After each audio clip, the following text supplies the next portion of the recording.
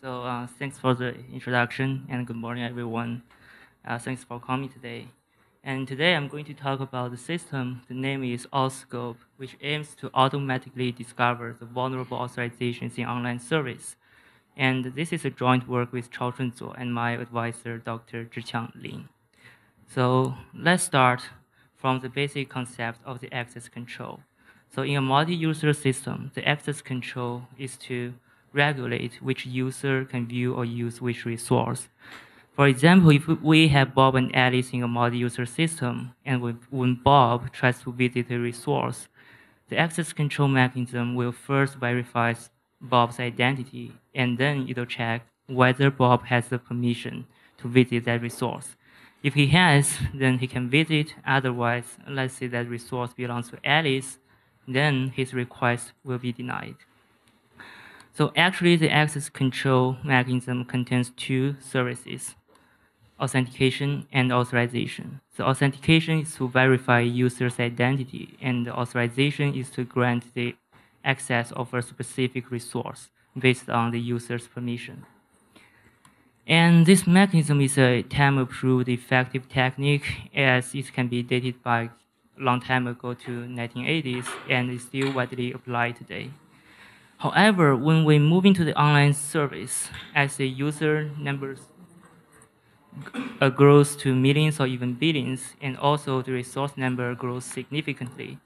So to manage users' credentials and correctly and to handle authorizations efficiently is really a huge burden on the servers.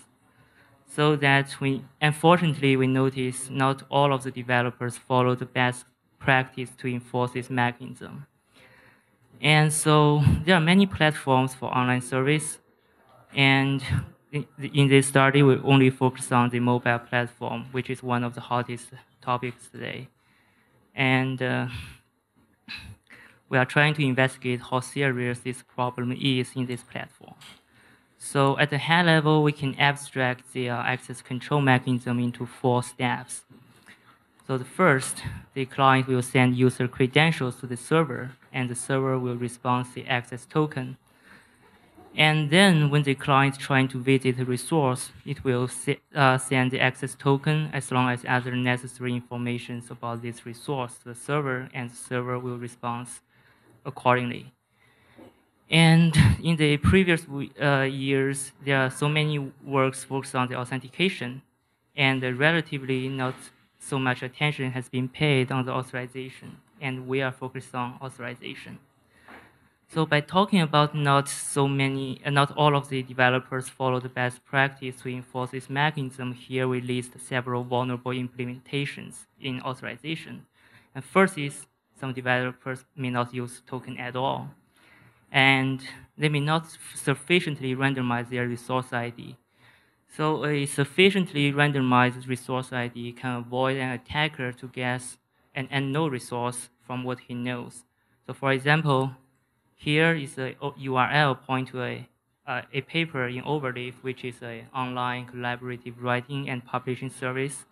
And the paper resource ID is at the end of this URL. We can see this randomized ID is very randomized, and it's really hard for anyone to guess what might be another valid resource ID.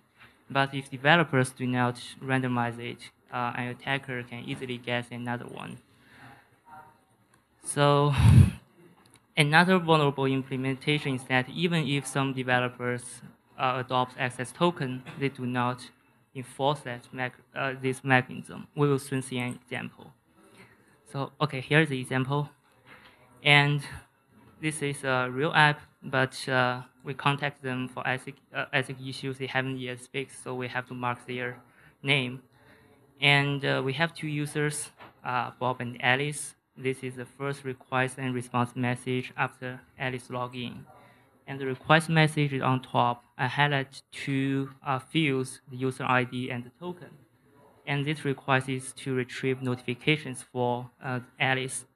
And then the response message, I also highlight the ID, which is a resource ID for the notification. And also I highlight another field, name is object ID, which is the value is exactly the same with the user ID in the request message. And here is the same request message, but for Bob. So with these messages, how we manually analyze whether this server is vulnerable.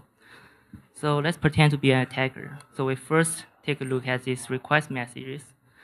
So from this request message, we can see there contains a user ID and also a token. So if the server are sufficiently enforce the access control mechanism, these two fields should be binding together for authorization, which means that the server should check whether the user ID and the token separately are correct and whether this pair is a correct one. So as an attacker, we would like to substitute a guessable or to say enumerable fields to generate an attack request. So here we substitute the user ID to generate a new request. Here we use Bob's user ID and Alice's token to send out this request. If the server is not vulnerable, this request should return no valuable data. But to our surprise, we retrieve Bob's notification, which means that this server is vulnerable. And this manually work is somehow tedious and is really unrealistic to apply to a large scale of apps. So that we want to create a system that can help us to automatically analyze this vulnerability for a large scale apps. And to do that, we have some challenges. The first one is how we obtain the post authentication messages. The post authentication messages are those messages that generated after you log in. So the challenge here is if you want to log in, you should be a valid user first, so you have to register. And for a large scale number of apps, there's no universal way for you to simply register a user.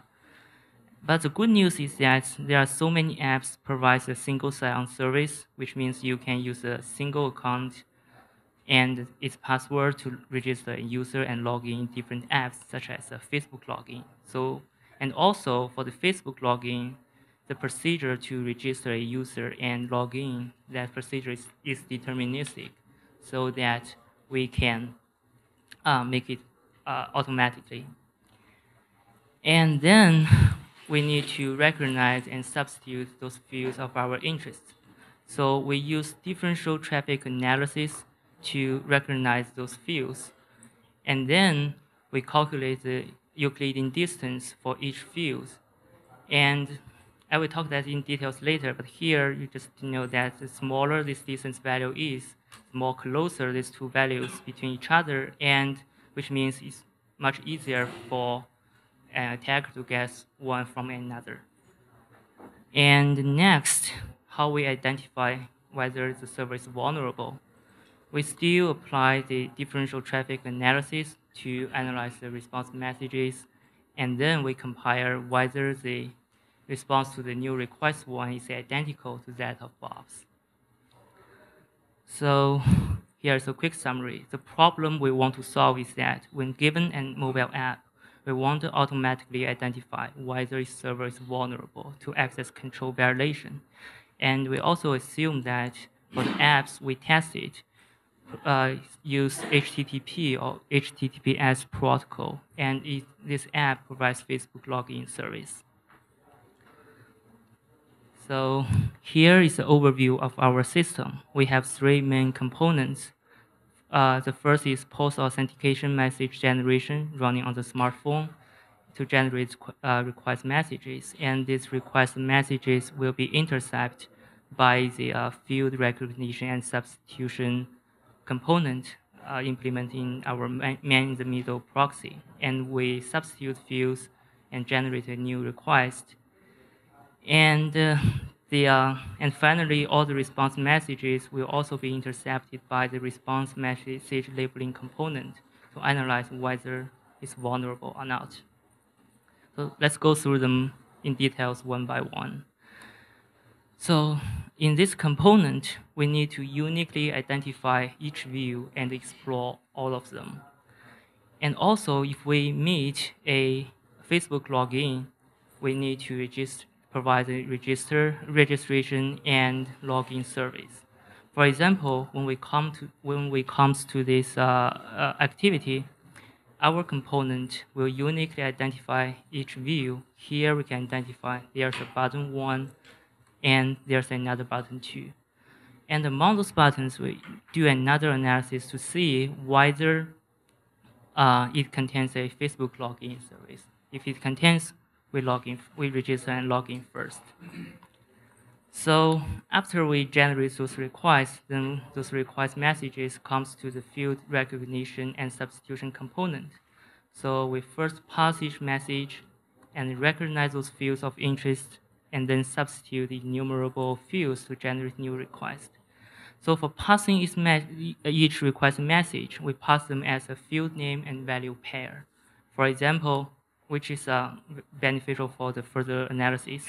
For example, for this request, we pass it as these 2 pairs. And then we have to recognize those fields and substitute. So you may notice that we send Alice request twice, but Bob's only once. So we do that because we have to apply a 2-step differential traffic analysis. The first, we apply it to the same users, same request, but at different time to eliminate those message-specific fields. And then we align and diff the same request, but from different users to identify those user-specific fields. So here's an example.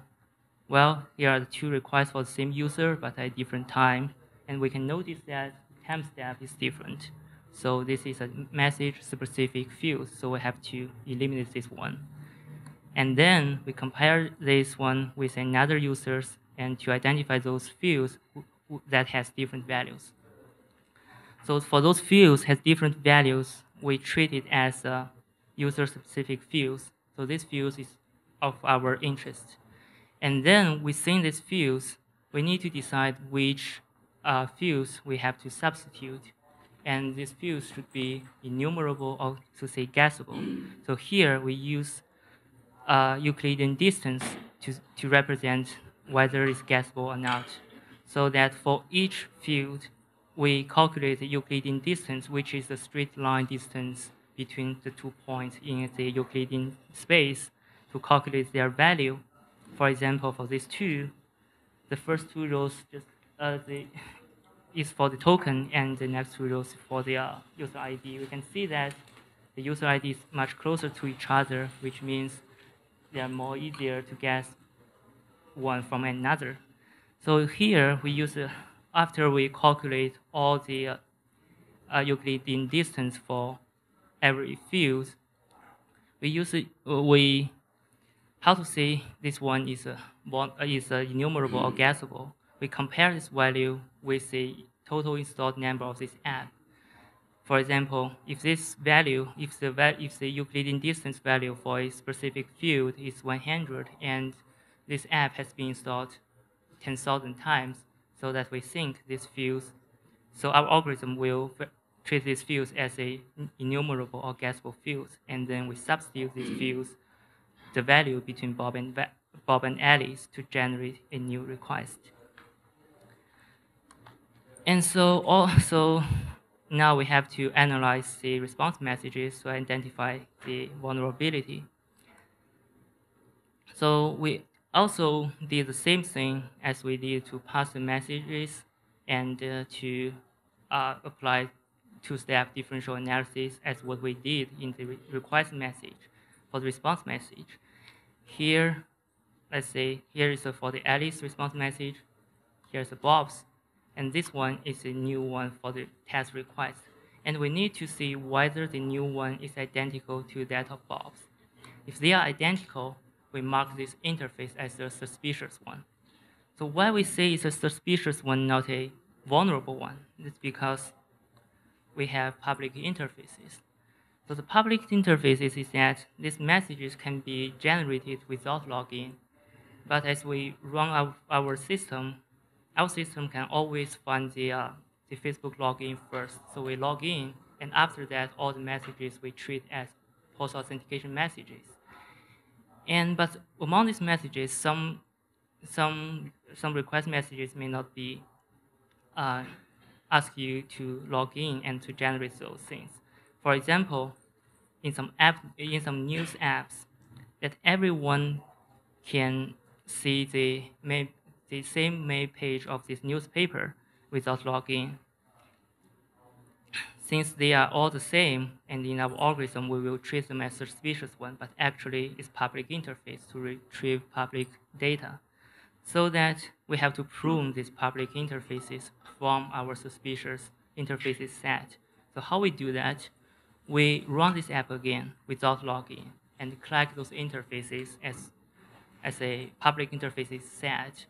And then we use our previous got suspicious interfaces set minus this public interfaces set, and the remaining are the vulnerable interfaces. So we built our system on the post-authentication message generation atop of Android 4.4 with Xpose framework, and our man-in-the-middle proxy with Burp Suite. So totally, we have 5,000 lines of Java and 300 lines of Python. And so for data collection, and we collect mobile apps, the top 10% free mobile apps from Google Play. And totally, we have 200,000 apps. And then we filter out those who do not provide Facebook login. We first filter out those that do not have Facebook libraries. And then we also filter out those that has Facebook libraries but do not provide Facebook login button or any invoking code to trigger that service. So finally, we have 4,838 apps. And also, we run all of our apps on a real phone, and we run our man-in-the-middle proxy on our desktop. And we have 2 Facebook accounts for testing. Alice and Bob, the emails are listed here. So here's a picture. We have 6 phones that's running our apps parallelly. And then I just highlight several items for our experiment result. So the first that we totally test 4,838 apps, and we use 562 hours. So we add those apps times together. And then we generate over 3 million request messages, and we identify 2,976 suspicious interfaces. And among these interfaces, we also conclude there are 2,379 public interfaces and remaining 597 vulnerable interfaces. And also here's a distribution of the vulnerable apps based on their category. So we can see that in the games, in lifestyle, in shopping, in social, and in travel and local, those apps are much more vulnerable than the other categories.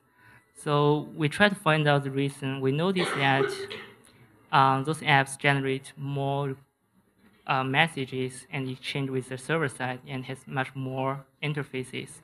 So that maybe makes them vulnerable. And then let's take a look at some details. So we have 20 categories, and we select the top test apps in each category to show the details. The first column is the category, and the second is the package name. We also mark them because some of them haven't been fixed their bug. So next is how many activities we identified and how many views we explored. Then how many time in seconds we spend to log in, and also how many request messages we generate, how many fields we mutated, and how many public interfaces we identified, and how many vulnerable interfaces we include. So for example, in the first line, this app belongs to books and reference category. We identified 3 activities and explored 288 views. 45 minutes login, and 975 request messages, 16 mutated fields, 5 public interfaces, and 3 vulnerable interfaces. So here, based on our best knowledge, we also classify the leakage data type into 4 categories. So we have 4 categories: the user e-profile, such as email, user ID, and the user's physical profiles, such as the real name, birthday, geolocation, and user secrets, such as token, password, and as well as app-specific private data, for example, in-app messages and shopping history. And here, for the 20 apps you have seen before, we also show the details. For example, in the first row, this app, the version is 2.2 we tested, and the credential tab is that since we substitute the fields value and the credential tab is what's the tab of that value. For example, in here represents this value is a number. And so what data leakage it has? So this app leaked user's ID and email, and its real name, birth date, home address, phone number, as well as a bookshelf. So, and according to our experiment, we have identified 597 apps, interfaces, and so these interfaces have an impact up to 61 million mobile users. It's a huge impact. Okay, so let's take a look at a case study to see what the data it can leak. So in the app K, I highlight several leakage tabs. The first one is a password. So it's very interesting that this interface can leak a user's password. And also, it leaks the first registration date and the last updated date, user ID, and email. And also the real name, the phone number, the home address, and geolocation. And for another app, it reveals the email address, the user ID, the real name, the birthday, and also geolocation, as well as an account balance. So that our limitations is that we only can test those apps that provides Facebook login, and we only focus on the authorization vulnerabilities. And also, we only implement it on the Android platform, and we assume the app use HTTP or HTTPS protocol. And so in the future, we try to address the first 2 limitations and also extend this work to other platforms and protocols.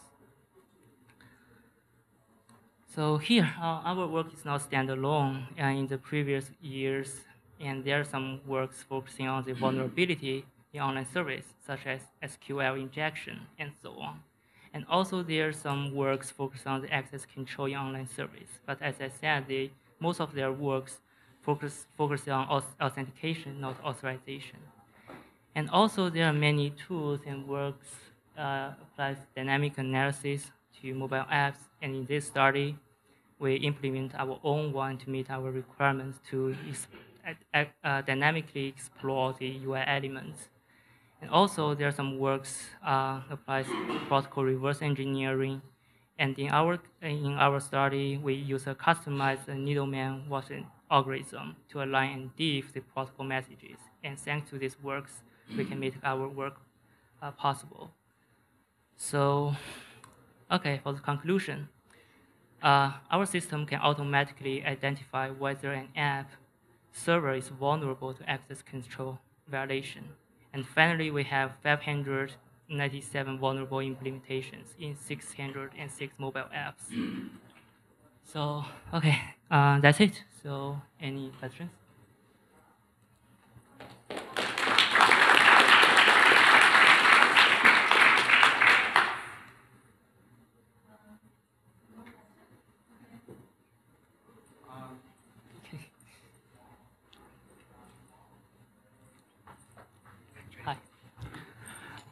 Do you think this is just an implementation flaw, or Have you contacted any of the app developers why they design a system like this?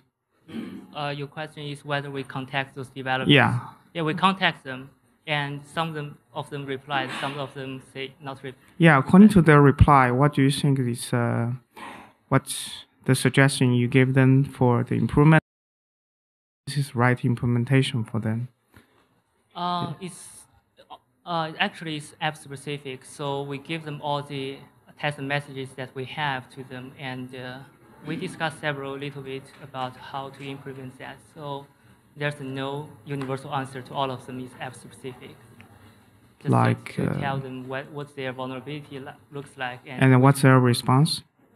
My response? Their response. Their response. Yes. Oh, they just thanks us. Okay. Have you contacted Google, or because the number of the apps you scan is quite a relatively small portion of the apps on the Google Play Store?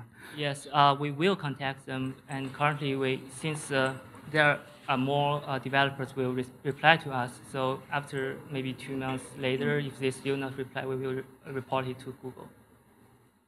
Okay, thank you. Any other question?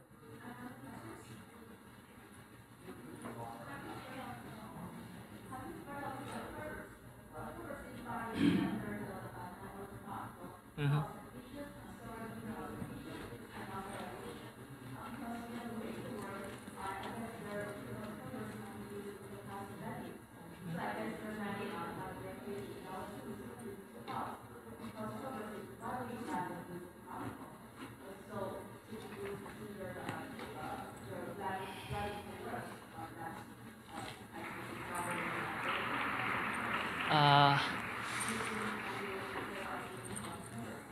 I don't recall that.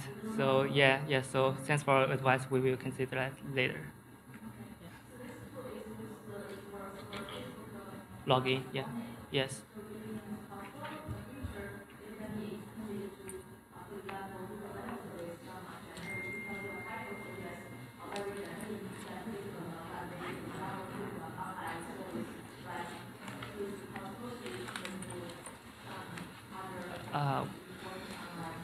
We will try that because to register, to use the Google service to register, means there should be some apps provide that service, but we currently don't know how many apps provide that and whether that procedure is deterministic can make it automatically.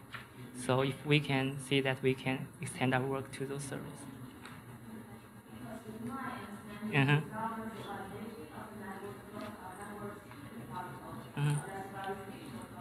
Mm-hmm. Okay. Yeah. Okay. Thanks for your advice. Okay, thank you all.